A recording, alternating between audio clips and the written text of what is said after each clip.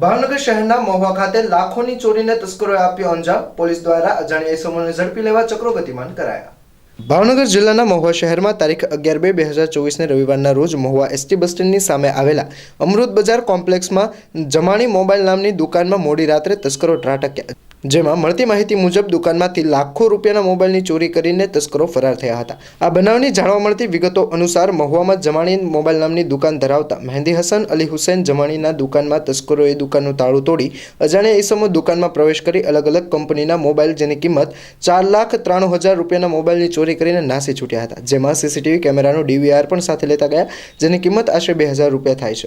આમ જુદા જુદા કંપનીના મોબાઈલ તેમજ ડીવીઆર મળી 4,95,000ના મુદ્દામાલની ચોરી થઈ હતી. મોડી રાત સુધીમાં કેટલા મોબાઈલ ચોરાયા તેની ગણતરી શરૂ છે, જેમાં મહુવા પોલીસે તસ્કરોને ઝડપી લેવા ચક્રો ગતિમાન કર્યા છે.